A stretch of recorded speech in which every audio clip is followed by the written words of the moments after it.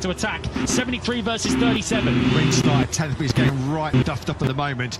He's been passed in quick succession by Bezzecchi and Bastianini, so Rin's now dumped back into 14th place. Marini has just got himself inside the top 10. He's passed fellow Italian, the Gian Antonio, further back. Digi, who started in 8th place, is going the wrong way in the early part of this sprint. Duanmi did a 58.2 on the last lap, only 10 slower than Bagnaia, fast lap of the sprint. He was half a second quicker than Acosta, and a tenth and a half quicker than Alex Marquez, so this is soon going to be a three-way battle for second place. It may be ruined on that spot on the third row of the grid. Not exactly, Bezzecchi sends it on the inside of Digia into the bottom gear, turn 9. You're going to be millimetre precise there, so easy just to tuck the front entry and then mid-corner going through that tight left-hander. We've seen so many crashes there down the years, haven't we? And Bastianini once again is charging his way through the pack like a hot knife through, but the beast is started way down the order at 19th spot, but he's already up 6 spots into 30. So at least in race trim at the moment, the Aprilia going fairly nicely as Bezzecchi's making his way up the order. He's now going to try and latch onto the back of Luca Marini and hopefully get towed back up towards the points positions. Bagnaia's lead though now over a second, 1.1 through the third sector. He's already pulled out 3 tenths over Acosta. As you can see, that queue is building up behind the 73 of Alex Marquez. Everybody once again just running that wider line to pick up a late apex on the exit of 15. Just look how he got the squirt of acceleration on Aldeguer. It looked like Aldeguer was going to pass him on the inside, then he goes through that final corner. Basically, different lines, different approaches from the two Ducati GP24 riders. On board then with Alex, looking back to the 37 of Pedro Acosta, who's tipped off there at turn 2 earlier on this weekend. Certainly can't relax here about Danny Acosta. This is going to give the third place to him because Duanmi behind him still doing 58.66. Acosta having to respond here to this barrage coming from me behind him. Acosta just in his best lap of the sprint at 158.669, but Alex, Acosta and Mia all doing 58.6s on that last lap. Bagnaia is in a completely different race to everyone else at the moment, doing low 58. We remind you, Pecco Bagnaia was second last in the sprint last Saturday in Australia. Only Michele Pirro, the Ducati test rider, was behind him. Fast forward 7 days, and Bagnaia's going from the back to the very front. 32 seconds. Yes, 32 seconds. He finished behind Bezzecchi, the checker flag. In qualifying last weekend. This is textbook Bagnaia, isn't it?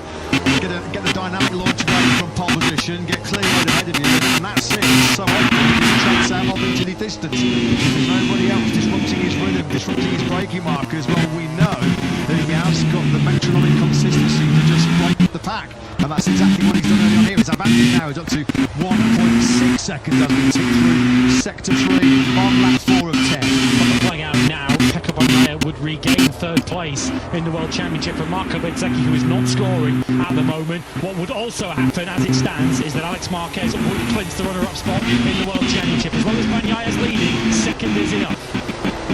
He's creeping down between Acosta and Mia for the final place on the podium. Bezzecchi now in good fight with Marini. He's really going wide there, though, isn't he? Marco Bezzecchi just cutting and sticking to the inside line. Was the number 10 on the factory Honda, so Bezzecchi having all that hard work over again. This is the battle for 10th place. Thomas 5 at the moment, replacing Vinales, is in the last point scoring position in this sprint. Bagnaia is going to have an advantage very soon of 2 seconds in this sprint.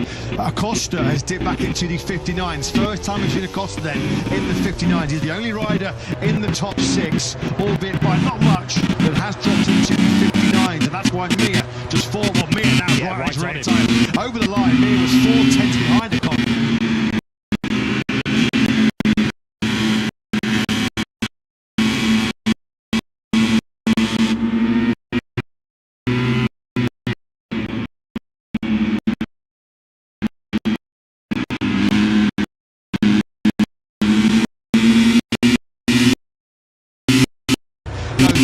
Mia's crashed. Mia's gone down. Well, unfortunately, once again, Alberto Puig and the HRC squad with their head in their hands. They rock back in the chairs, and they can't believe it, as once again, just sliding off the edge of that front tyre goes Mia as he got the power on coming out of turn 9, just as he was making a big threat for Acosta and Alex ahead of him. Sideways once again he was going into that ninth corner. Unfortunately, spectacular on the way in, on the floor on the way out.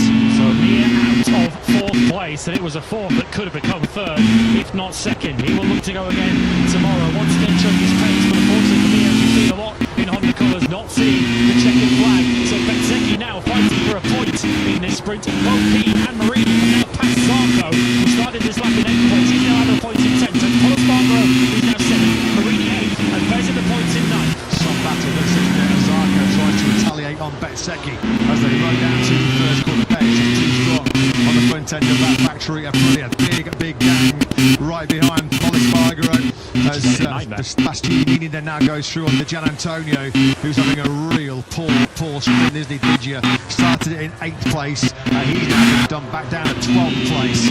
Yellow flags out in the first sector. Who's gone down 4th time in the last 6, and he started in 16th place. So Oliveira down and out then at the first turn. Running in P18 when he crashed, he was at the back of the train, which is all behind Polispargo. There's a massive queue of riders. Here it is. Polispargo leading it. Mir into the pit stay. He is out of the sprint. So at around half distance, Mir crashes out. So Alex Marquez now has got quite a bit of breathing space, because Acosta, still in the 59s, is now the thick end of a second behind, and the big threat of Mir is now also taken out of the equation. There's a 44 Honda DNF in sprints and Grand Prix for Joan Mir. 44, which is quite a remarkable number when you actually think about it, and pause to think about that high number. As Bezzecchi once again has a raid on the inside of Marini. The two Italians go side by side and they drop down towards the 200 kilometres an hour, turn 12. Bezzecchi has got the upper hand on this occasion, so he can now set about chasing down Espargaro. That's in 7th place, so Bez then now up into a good rescue job from Bezzecchi, having started 14th. I think the best he probably could have hoped for was around the sort of the back end of the top 6, which is pretty much where he finds himself fighting right now. Salvaging some useful points. There won't be enough at the moment to keep Pecco Bagnaia behind him in the championship. 12 points for the sprint winner. At the moment, for Bez in 8th place, that will be only 2 points. So Bagnaia will go 2 ahead of Bez for 3rd in the World Championship. And Alex Marquez still on course for that runner-up spot in the championship. Bagnaia's pace now dropping into the high 158s. He actually wasn't the fastest ride last time round. That was Ferdinand Albuquerque, who's catching Acosta quickly. This big battle that involves Polispargo, Bezzecchi, Marini, Zarco, Bastianini, Gian Antonio and Ralph Fernandez. Just the extreme humidity that the conditions provided in Malaysia. The heat coming off at the bikes that are ahead of you on circuit, your own bike, and of course you have the content with ballooning front tyre temperature and pressure as well.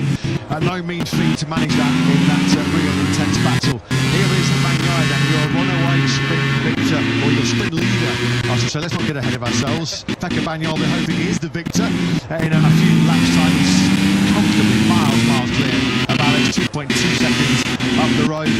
Costa is struggling, hasn't got the pace at the moment to go with the Gresini Ducati ahead of him, and he might have further trouble breaking another Gresini Ducati behind him, because Albuquerque is starting to chase down the 37.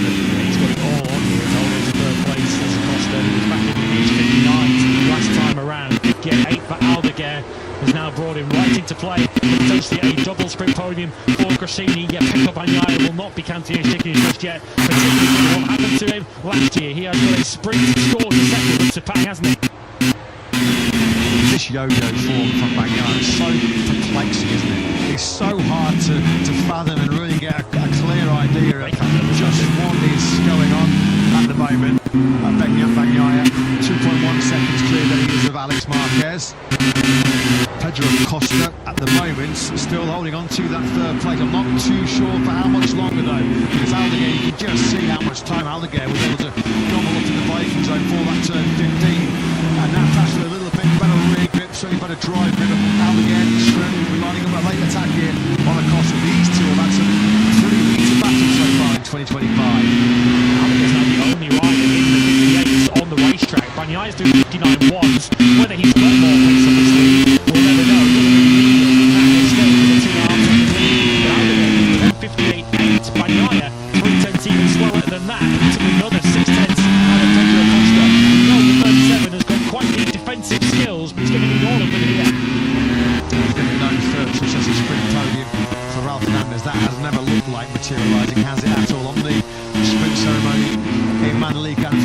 at the moment. Ralph Fernandez is a long way off the pace, down in 13th place, almost 13 seconds. He is back on Bagnaia. Aldeguer, it's coming, isn't it? It is coming, surely. Now we know that Acosta, well, he's so good at defending, he's so good at blocking, but can even Acosta resist this from Aldeguer? He's going to dart to the inside line. Down we go into turn 9. We've seen how strong Aldeguer is on the brakes into this spot here.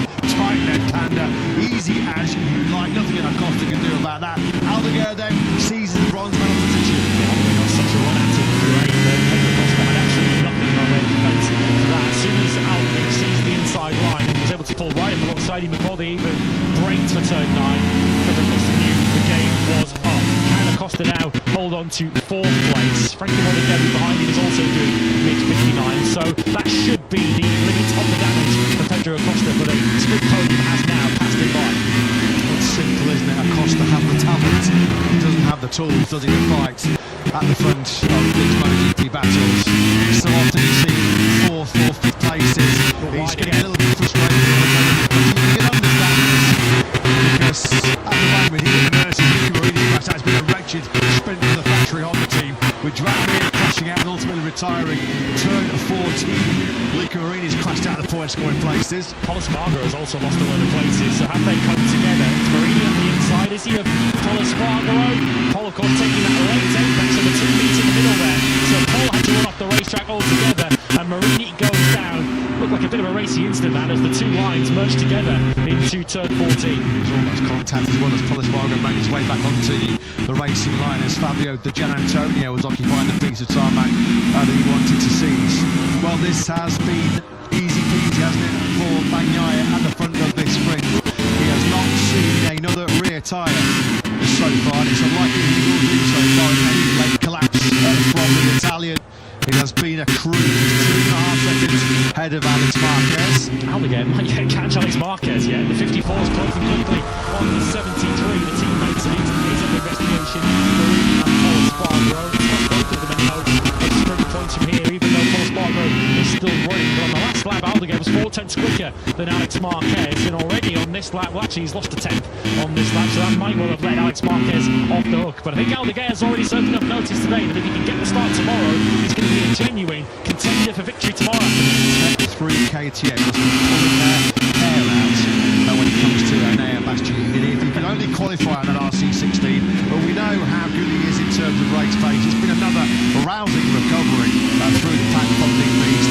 90 now up to 90. An unlikely point here is Anaya as we follow the 2 Brazilian Ducatis down the back straight. You can just see there. The YouTube picture is Bagnaia. He's going to be starting the last lap then of what's been a relatively comfortable sprint for Pecco, just as it was really in Motegi right at the start of this flyaway sequence. Over the line we go then, last lap underway. 2.2 seconds is Bagnaia's advantage over Alex.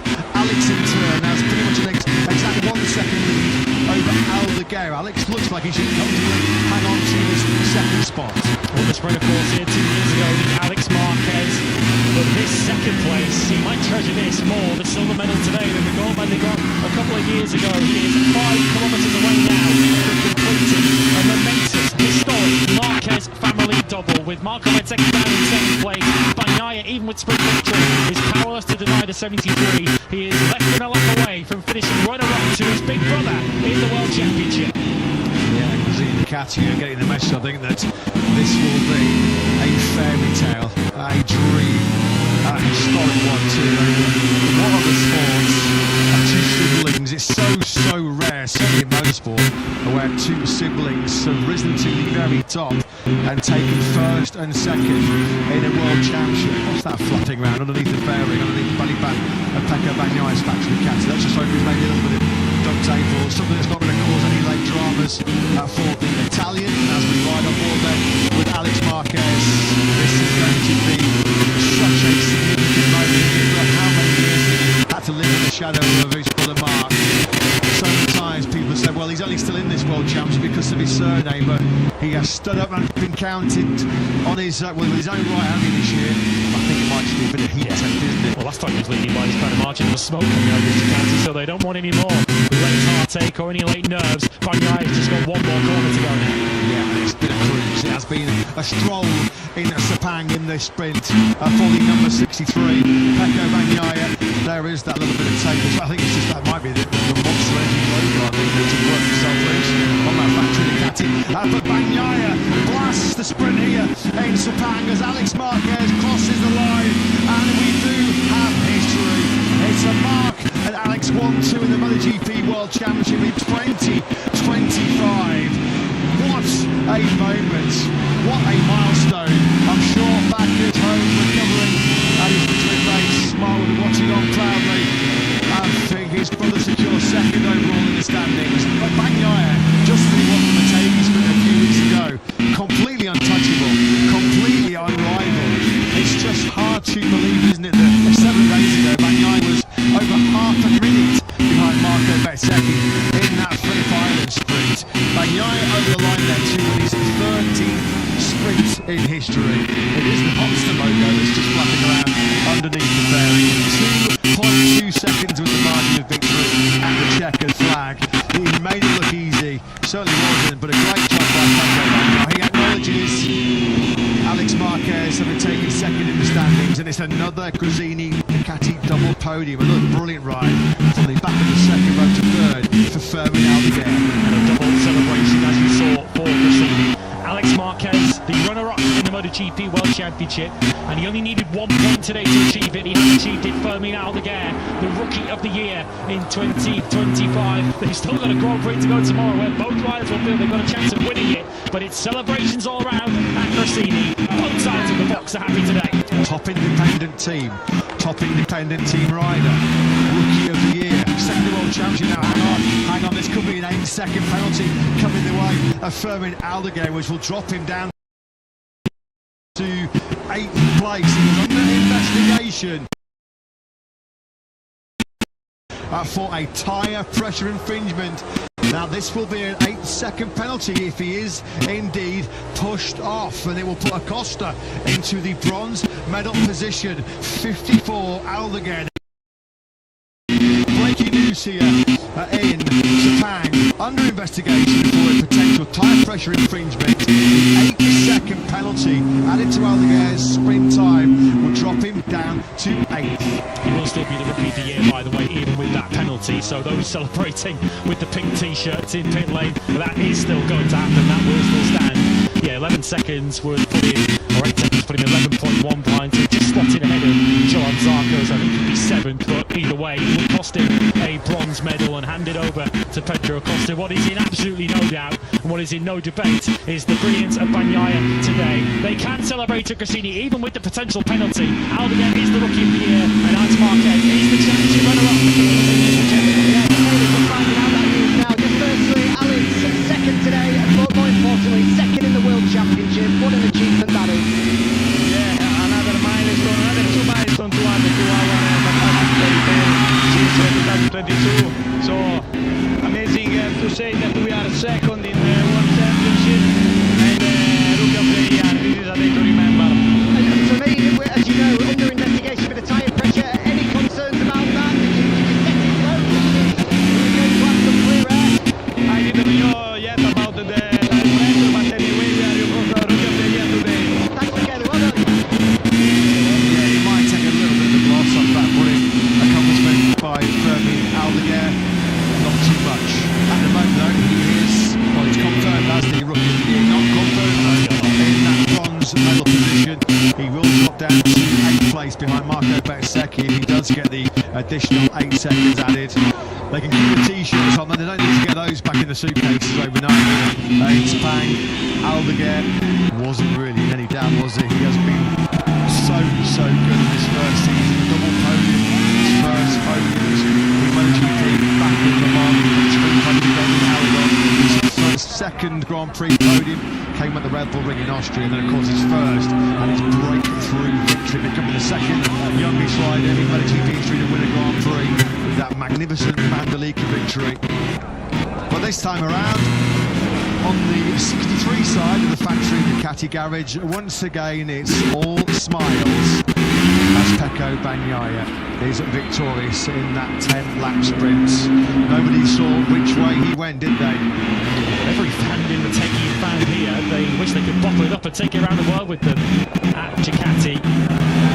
Whatever it was, it certainly worked today for Pecco Bagnaia, who started the day in qualifying 1, but ends the day in P1.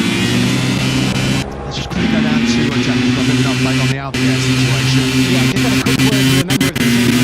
He's fairly confident he should be okay. They had a small issue on the grid, which they think is what's resulting in the tyre pressure warning going off. Obviously, we won't know until after the race, but the team seems fairly confident he should be okay. Okay, well, fingers crossed as far as the Brazilian racing team are concerned. Marco Bezzecchi, well, that was a pretty good fight. 14th up to 7th place. About as good as it was going to get as far as Bez is concerned. Sounds like a similar situation to Brunello, doesn't it? When we, of course, had the Ducati riders backing on when people were Marc Marquez was then under investigation, potentially losing his sprint win, but everything was A-OK and within the parameters. So let's hope from a Gresini point of view that they are right and that Aldeguer will keep his bronze medal. Given the situation today, Igor had to win the sprint today and Aldeguer scored nothing. And penalty or not, coming Aldeguer thought the requirements to be crowned Rookie of the Year. What is not up for debate, what is an exposed uncertainty, is Pecco Bagnaia was supreme. What a sprint Saturday he has enjoyed here in Sepang. Pole position and follows it up with a fairly routine victory in that sprint. He got the great start from that pole. Confirmation there. What a year. What a story it has been for the Gresini Ducati squad. A couple of weeks ago, victorious with their 5th rider with Fermin Aldeguer in Mandalika. And what a story, not for the team, but also for one family from Cervera in Spain, as 2 brothers have fought all their way through to the very top, the pinnacle of their sports. Marc Marquez already crowned world champion, wasn't he, in Japan a few weeks ago. And now Alex seals a richly deserved 2nd place. A 2nd place which he's held in the standings for much of the season. He did lead, of course, the World Championship after Austin in Texas. He did lead the World Championship once again after the Spanish Grand Prix in Jerez. But for the most part, he has been 2nd, and he does seal 2nd here today. An embrace for Fermin Aldeguer. And after that highly dramatic ending to Q1 this morning, it's a dramatic ending to the sprint for our new Rookie of the Year in 2025. He's the Jack. For me, congratulations, Rookie of the Year in 2025, and a sprint podium to wrap it up. You really had to battle in that one, eventually coming through with that move on Pedro, and just tell us that your dashboard, we've had the warning about the tyre pressure, any concerns that you could get the penalty? Yeah, today was a good day. At the end, the Rookie of the Year was one of our goals for this season. Today we complete. We were super close in Australia, but with a bad race, for sure. I'm more happy to be here, but yes, also crazy race for the result of the front tire. I tried to put on the 100%. I thought that the pressure was okay, but was some problem in the dashboard with the electronic. I don't know if that's confirmed, but we got to be super happy. Thank you to all Gresini team, to Ducati. Thank you to my family. Thank you for all my fan club, and tomorrow we have another chance. Superb ride, well done. Thank you. Yeah, tomorrow he has another chance. He's going to be right in the mix, you feel. Maybe a lot more closer to Bagnaia. Rookie of the Year. Rookie of the Year in 2025 is Fermin Aldeguer. He has shown so much of the promise and potential, which was why Ducati signed him before the start of the 2024 MotoGP World Champion campaign. This was his move for that bronze medal on the inside of the first Spanish rival, Pedro Acosta, down the ranks into turn 9. A few moves in that sprint in that very same corner, and that is what confirms him then a Rookie of the Year. But surely here from Sepang sprint winner. Very, very surely we're going to hear from a rider who has enjoyed one of the best seasons of his career. He's been a Moto3 and a Moto2 world champion, clearly career highlights, but this has to sit right up there with the best. 2nd confirmed in the world championship behind brother Mark here today in Malaysia is Alex Marquez with Jack. Alex, the fairy tale story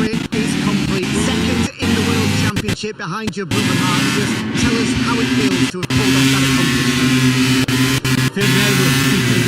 I feel all the nervous. All the race was riding on the proper way, you know, really stiff on the bike. Just thinking on that, but in the end, you know, we're right here. Was a long term, you know, but finally we're here securing the World Championship easily with Mark at home. So yeah, really happy, and yeah, now we need to enjoy. We have 3 races in front of us to enjoy, to try things for sure for the year, but to try to enjoy. So yeah, I'm super happy. Incredible achievement. Congratulations. Thank you so much.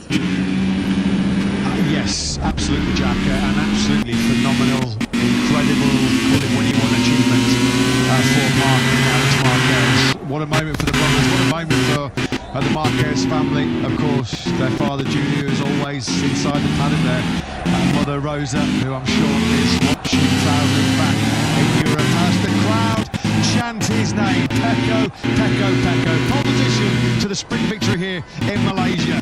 Your sprint winner, Bagnaia, is the Jack. With Pecco 1 month ago in Japan, I asked you, is Bagnaia back? 1 month later, I'm going to ask exactly the same question. What a ride, what a day. Is Bagnaia back? I will not answer this time. But in any case, happy.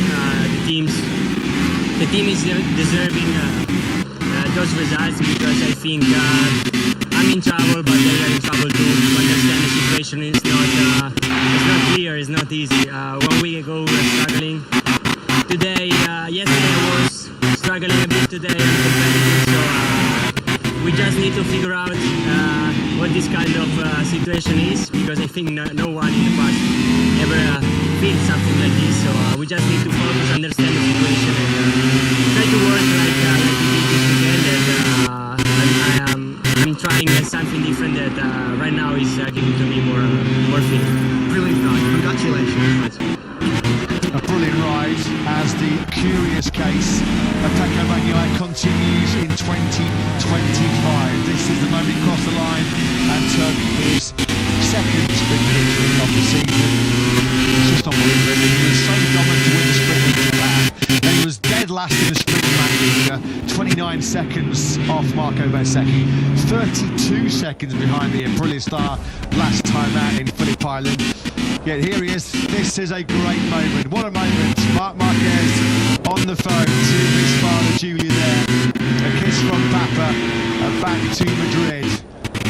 Well, I bet Mark's a bit choked up watching this back at home. We miss you, Mark. We can't wait to see you defending that World Championship in 2026. But 2025 will end with 2 brothers, Alex and Marc Marquez, second and first in the World Championship. What a story that is. Well, who needs to bring us suits to the awards gala in Valencia for 3rd place? Well, that's going to go all the way down to the last Grand Prix, surely. Bagnaia back in the ascendancy in that battle with Bezzecchi, but just 1 point between the 2 Italians, with 2 full rounds and 1 Grand Prix remaining. 1 point then between Bagnaia and Bezzecchi in that race for 3rd place. Too far back now to get involved in that battle for 3rd. Although he did finish 4th today, of course, should there be a penalty for Bagnaia, he will inherit a sprint podium. MotoGP's social media channels, the best place to find out first if indeed Aldeguer does come under any kind of investigation. But for now, let's call it as we see it. 3rd place for Fermin Aldeguer, 4th sprint podium of the season. All of them have been bronze medals. But this one means a little bit more for Fermin. He is the rookie of the year. Whether it's a penalty or not, he can rest easy knowing that he is the star rookie of 2025. The season, of course, highlighted by that victory in Mandalika, but so many other high points for Fermin Aldeguer. He has such a bright future, still only 20 years of age. But a silver medal, which means more than just 2nd place today, it means 2nd place overall this season for Alex Marquez. The Marquez family double is complete. Mark the champion, Alex the runner-up. For that family, it does not get any better than that. But for Pecco Bagnaia, he's had his ups, he's had his downs in 2025. He's back once again from pole position to a second sprint win of the season and back into third place in the World Championship. Pecco Bagnaia, your Sepang sprint winner.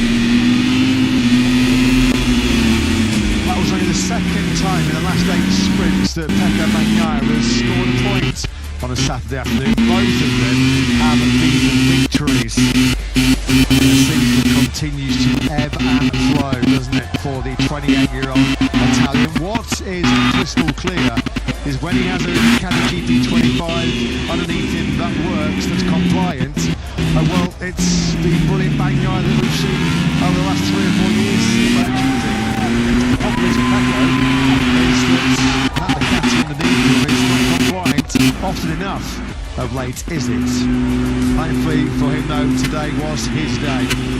Pole position and the sprint double, and he will try for his second treble in the last 4 Grand Prix in the main event here tomorrow. 20 laps, 3 PM local time. Looking lights out to see if Bagnaia can complete another win and double here in Sepang. A lot more business has been concluded in that 10-lap sprint here in Malaysia. Alex Marquez sitting second overall in the standings. Fermin Aldeguer clinching the Rookie of the Year prize. Alex was a relatively lonely second, wasn't he? Had the checkered flag in that sprint. 2.2 seconds he was behind Bagnaia. Marc Marquez, by the way, has just posted his congratulations on social media to Alex Marquez. An Instagram story saying, and now what? You cannot ask for anything else. What a story for the Marquez family. Pecco Bagnaia, though, your sprint winner. Once again, much like in Motegi, it's kind of a secondary story. Alex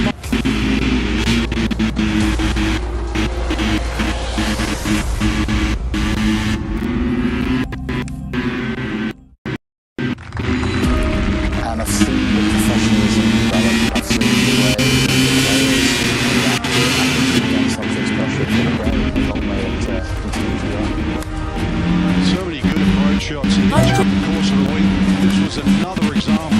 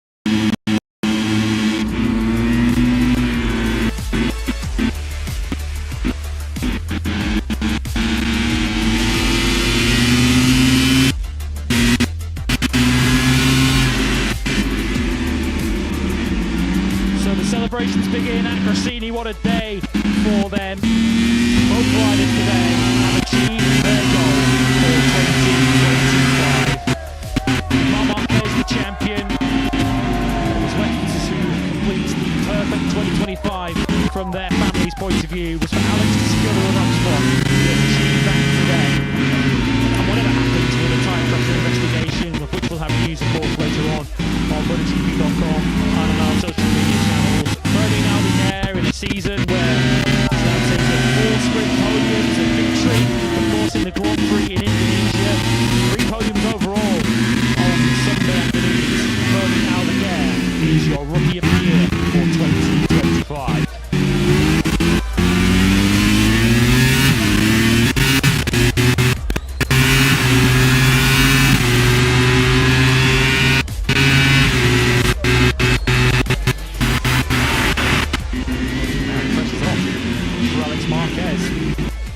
Marquez's message of congratulations.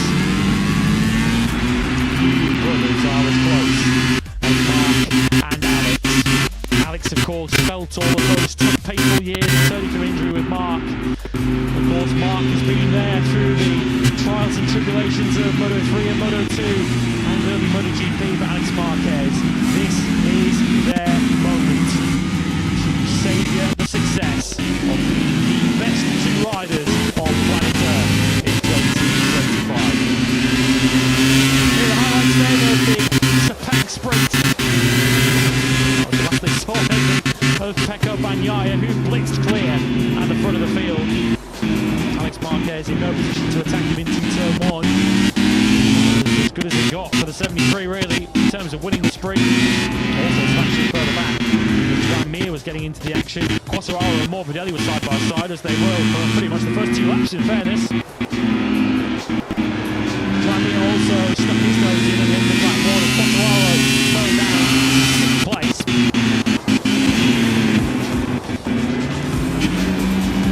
Aldeguer was attacking Morbidelli further back. It was Juan Mir who was chasing after the podium battle between Marquez and Costa. He dropped it out of 4th place.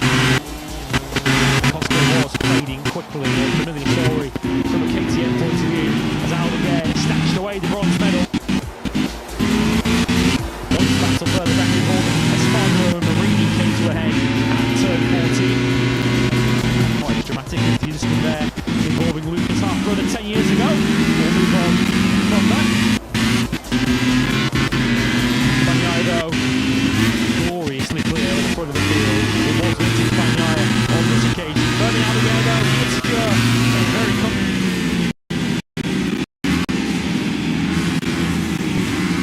3rd place, which could still be threatened by tyre pressure investigation. We'll have news on that later on. Alex Marquez 2nd, which ensures that he will finish 2nd in the World Championship in 2025. Celebration go out for Grassini, and the last word today goes to the sprint winner. Pecco Bagnaia takes his 2nd sprint win of 2025. Can he back that up by completing the 2nd double of the season? Malaysian Grand Prix, 20 laps of racing coming tomorrow, with the pace of Bagnaia going into the Malaysian Grand Prix on a high.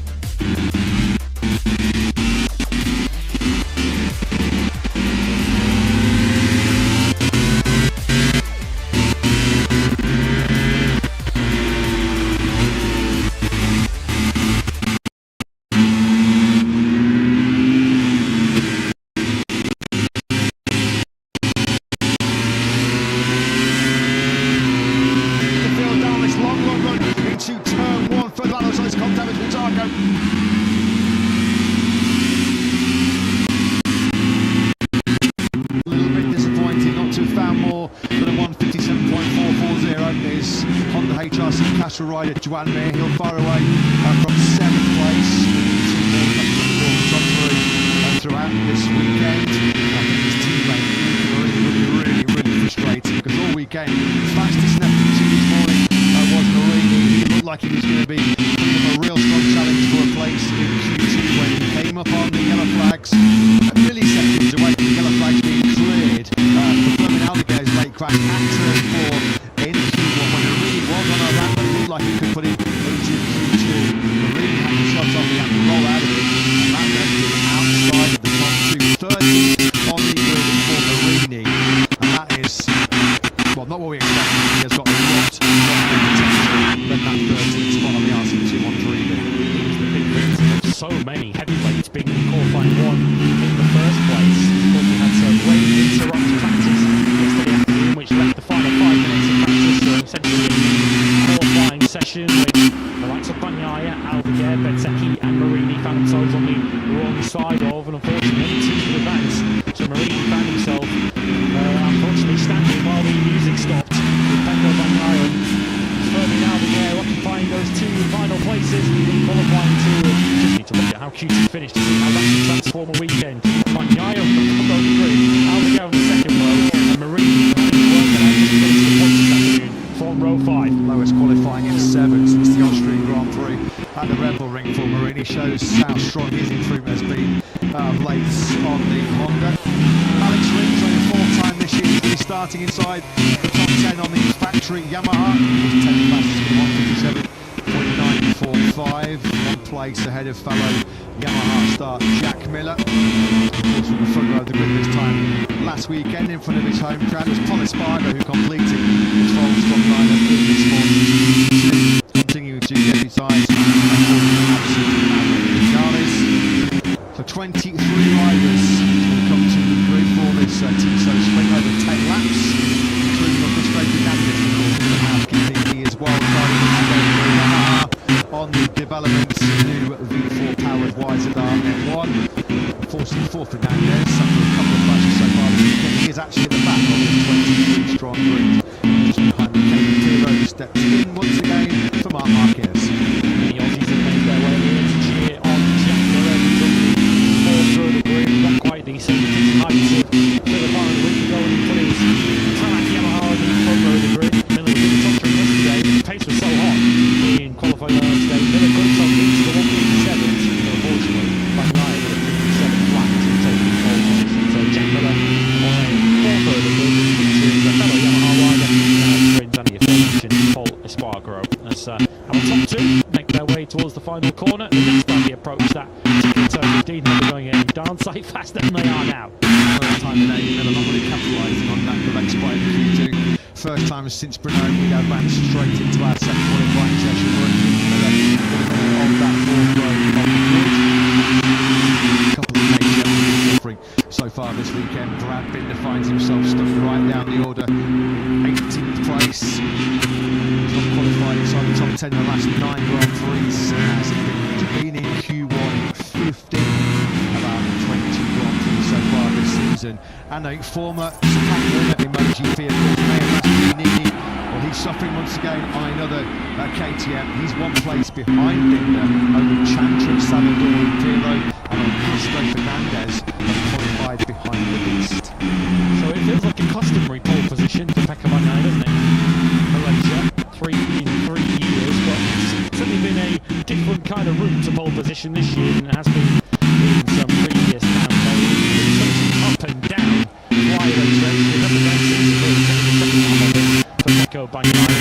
It's like a lie detector test, but he's on pole position. Is that much of the hard work done? Because so often you see him when he's in traffic, unable to attack nor defend. His MO, his task, his strategy in this sprint will surely be to try and get out front and try and pull out a gap, as he did to such great success in Motegi. He's only won 1 sprint so far this year, has Pecco Bagnaia. That was from pole position, Navigability Resort Motegi. As we get a quick look through the grid, we'll leave you to view that yourselves at home. Enjoying Alberto Cruz, Honda team manager, Juan Mia 7th, Luca Marini with potential surely from 13th on the grid. What potential do those 2 have? Let's get the thoughts of Alberto Cruz. Yeah, we'd have to say a frustrating Saturday morning for both Honda guys. Johan and Luca looked extremely fast on race rhythm. Qualifying, I guess, didn't go to plan. Alberto, what's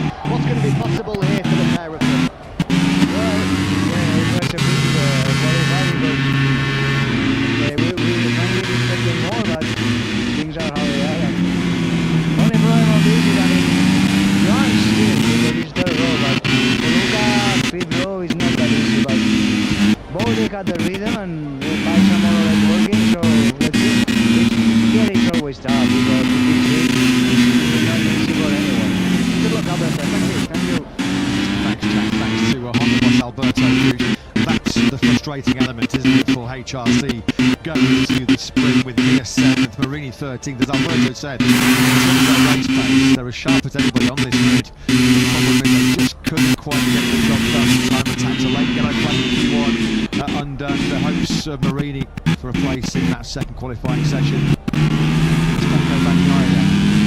What lies in store for the Italian? If anybody's guess isn't really given a reason for the 28-year-old Italian. Thurman Aldeguer, well, he had a very eventful Q1, didn't he? Crashing at the back of the garage, but still finds himself on road 2 and with great race pace himself. Let's get the thoughts of Christian. Frankie Carcelli.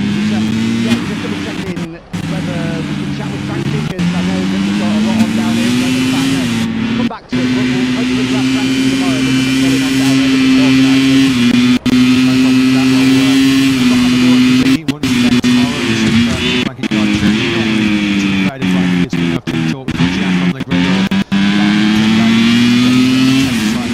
time they build up to this T-State sprint. And Miguel Oliveira will as we head to the Iberian Peninsula once again for our season-ending doubleheader in Portimao and Valencia. It's going to be the winding down of Oliveira's Premier Class career, certainly a 40-time rider. Big one it is coming up in Portimao in 2 weeks' time. Miguel, 16th on the grid. In fact, he started in that position in 4 of the last 6 Grand Prix.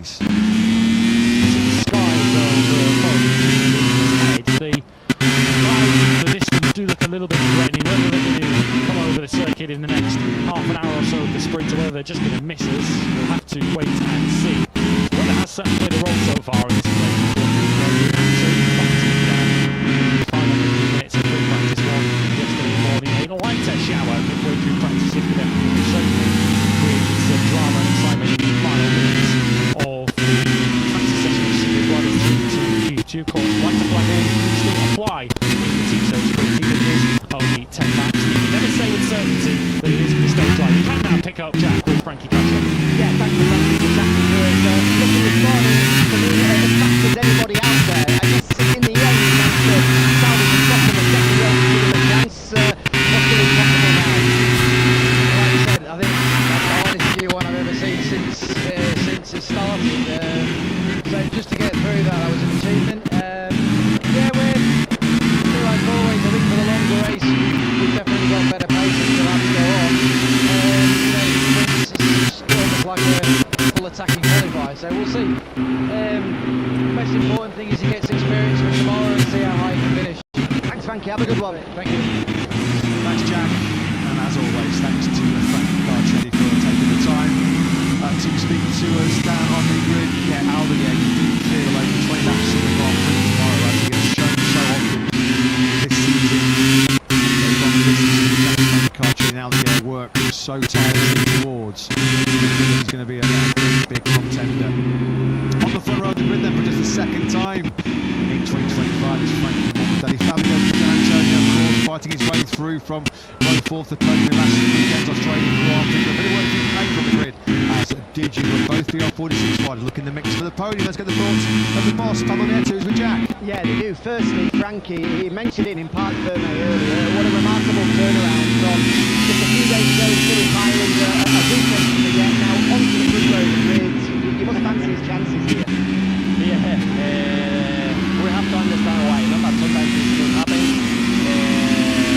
It's true that last race was very hard for us, and this race is very, very hard. So at the moment we have to focus on this race because it was a very big opportunity to try to make something important. Of course, this race is very important, but also tomorrow. Yeah, I imagine looking towards tomorrow, it's a lot of work to do from road 3, but so often he's got the rhythm. Yeah, it's going to be hard, which also depends more or less the same thing that happened in Australia, but also we have the pace to try to go up, no? This one maybe is sometimes that easy to make overtake, but it's very hard because of the temperature. We will see what happens also for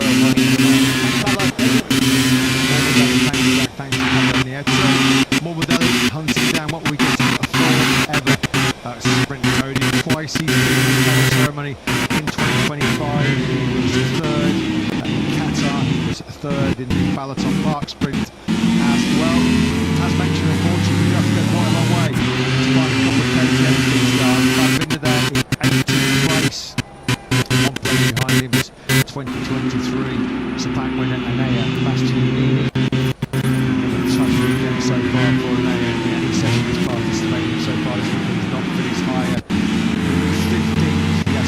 qualified higher than 70 in the last 5 Grand Prix. Really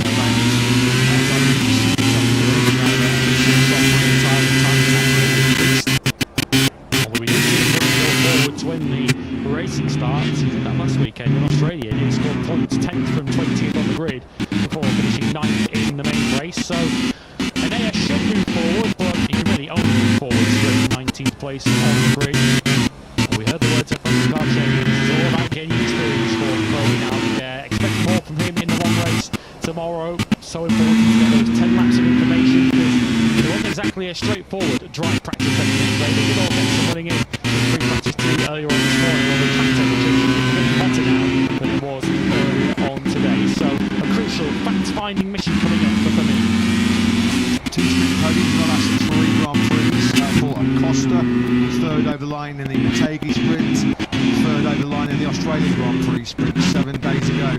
Down under, getting a real late petrol there from his crew chief. Mentioned just one sprint success so far this year for Pecco Bagnaia. Trying to keep alive his main hopes of snatching 2nd place away from Alex Marquez for the championship. 2 Brazilian Ducatis inside the top 6 on the grid. Let's get the thoughts of the boss. Okay, we'll see. Yeah, he's got a big grin on his face at the moment. I'm sure you're hoping, McKinney, that grin's going to be even bigger in a few laps' time. Alex loves this place. He hasn't played catch-up this weekend after a difficult day yesterday. And he's confident to bounce the run doing this morning. Yeah, we can see him in the moment of the count. Alex always shown the problem that is crucial in Sepang, because he always has the flow, the speed to manage a great race. So I think that today we are able to put the driver of the motor. We will try. Good luck. Okay, you see, Alex Marquez could not stop finishing on a podium in the sprints in the early part of this season. The first half, he was on the box in the first 10 sprints of the campaign, but only 2 in the last 9. I thought we'd done the 72. That was in November and in Mazzano. Pecco Bagnaia then. Is it hard to believe what's going to happen from the Italian in the 10-match sprint coming in? What was the Boston? Davide Taronzi. Who's the Jack? Davide, I've stopped trying to predict what we're going to see from Pecco weekend to weekend. Now on pole position, is this the best opportunity he's had, well, since Japan, to go out there and take victory? Yeah, sure it will be tougher than Japan, because I see Alex very tough to be here. He's really confident on his record, and see, but you know, as usual, MotoGP is unpredictable. Good luck. Thank you. Certainly unpredictable as far as Bagnaia is concerned over the last few weeks or so. Sprint podium in the first 3 rounds of 2025 for the Italian, but just 3 since not too many medals have been going around the neck of Bagnaia. Since over 3 Grand Prix, just 1 in the left, in Mugello, and 1 in Motegi. He does, though, for the 3rd year in a row, find himself at the front of the grid here in Sepang. And the grid then starts to clear away. Fans in the main grandstand here, just in front of our commentary box position. Well, they're all on their feet. They are full of expectation, full of anticipation of what lies ahead. Fabio Quartararo doing really disappointed last weekend, wasn't he? Quartararo just slumped from pole position to 7th in the sprint, and even worse plummet in the Grand Prix. Pole position to 11th over the line in that fully final Sunday battle for Quartararo. Can he hang in there a little bit longer as he heads road 2? Few starts are filled with as much tension as they are here at Sepang. It is a long old run down to that first corner, rough end of 600 metres from start line to turn 1. Then of course it's a bit of a bottleneck into turn 2. Just need to think back to last year, Quartararo, Miller and Binder had a nasty collision, where if you're in the middle of the pack, it's so important to try and stay out of trouble, get through those first runners on the skate and get your sprints up and running. Alex Rins is starting to shine on that factory Yamaha, straight into Q2 in the last 3 Grand Prix, and just the 4th time this year he's actually going to start inside the top 10. Rins 10 places to 1.7.945, which was still a fairly big gap of almost 8/10 of a second between himself and his Yamaha colleague Quartararo. As we look at Acosta, making himself spent too much time on the backside this weekend, already on the floor at turns 1, turns 2 and turn 9. Acosta has shot lately. summer, hasn't he? He's mentioned podiums recently in Japan and in Phillip Island. Well, that's the ride they're all trying to stop. Very familiar territory for the Italian here in Sepang. Nobody ahead of him on circuit. Long run down to the first corner. Dropped down to 4th place in the World Championship after another horror show last weekend in Phillip Island. The first time all season that Bagnaia has dropped out of the top 3 in the overall standings. 3-minute ball then goes up at the front of the grid. BMW safety car clears at the front. They're going to be lights out, ready for race action in the sprint. 10 laps coming your way in just under 3 minutes time. Where everybody will be racing the soft rear tyre, which is going to be up tomorrow in the Grand Prix. And that's why the information they get from the sprint could be so useful. And all Ducati front row on the grid. Fermin Aldeguer on the second row of the grid. Austrian Quartararo accompanying. It's all Bologna on the front line. First time since Ducati's home run Prix Watchalong, and they have 3 bikes on the front row. Frankie Morbidelli second for the first start of the season in 3rd. Alex Marquez looking for his 2nd sprint success here in Sepang. Can Pecco Bagnaia lead the field home once again from pole position here in Malaysia.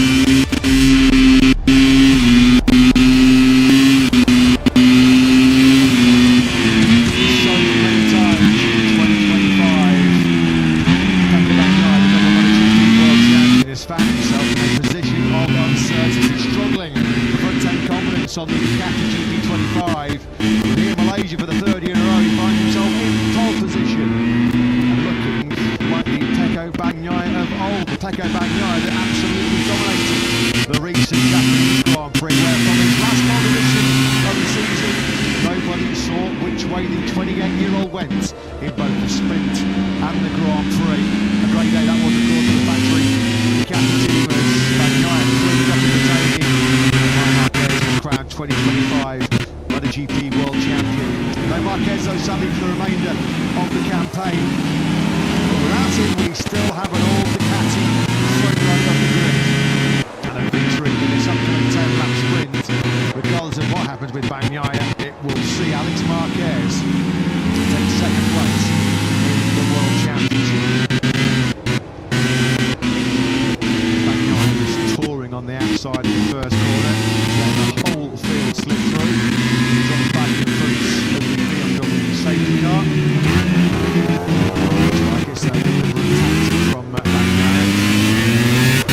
Maybe just do that for engine to pole position too early, waiting for the field to mass behind the back of the grid as well. Pecco Bagnaia flying away from pole position for the 27th time in his MotoGP career. One starts far between this season and for the Italian. Nevertheless, it has been vintage Bagnaia. Certainly was this morning in that Q2 session where he delivered a 157.001 to head off Alex Marquez and Frankie Morbidelli. Some hard charges. There's nothing to lose in second on the second row of the grid, led by Quartararo, Acosta and Aldeguer.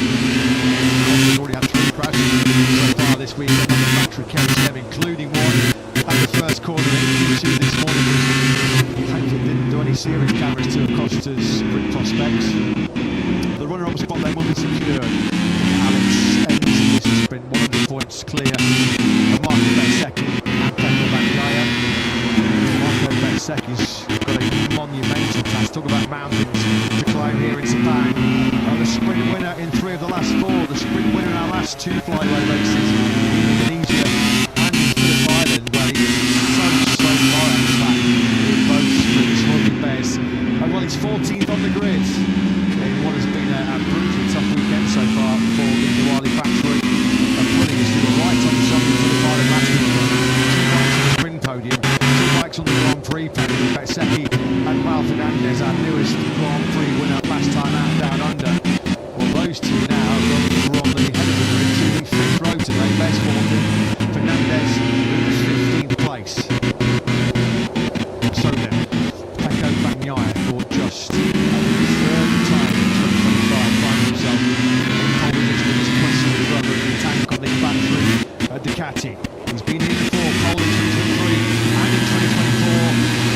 Lights out of racing in the sprint here then. In Malaysia, some great stuff on that pole position by Pecco Bagnaia, who's going to lead the field down this long run into turn 1. Good run as comes down into Zarco and Polispargo. Acosta's been really strong off the line up into 3rd place from Alex Marquez in 2nd. Alex Rins is getting hung out to dry on the factory Yamaha on the outside of turn 1. And then inside going through 2. It looks like Rins already lost a few places off the line. Aldeguer getting a bit boxed in there behind Juan Mir, who's made progress on the factory, the Honda, one of the other KTMs as well. It must be Polispargo further back in the attacking more than the inside there, and Quattararo for 4th place.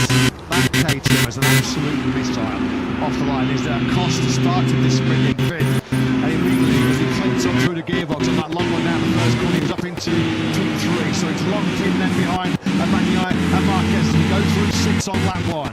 Alex Marquez already right up behind Pecco Bagnaia. It looks like he wants to make the move in the early stages. He is attacking once again. I think that time he's going to go back on Aldeguer.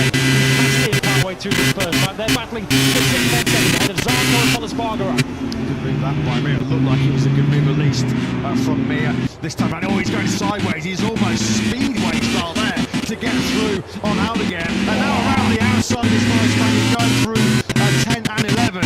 What a first lap this has been between Mir and Aldeguer. Likewise between Quattararo and Morbidelli. No cause given between the 2 former factory Yamaha teammates. Yeah, they're getting well and truly stuck in. Morbidelli's now going to be wide through 13, and Quattararo will get the run into 14. Quattararo just wants some empty tarmac. He's looking at the top 3, breaking clear. Yeah, well, this lot behind the top 3 are bashing each other up, bashing fairings. Bagnaia, Alex, Marquez and Acosta are checking out at the front of this sprint. Once again, side by side, it's Quattararo, Mir and Morbidelli. Mir's going to the inside line on Quattararo on the brakes in turn 15. Morbidelli goes really wide.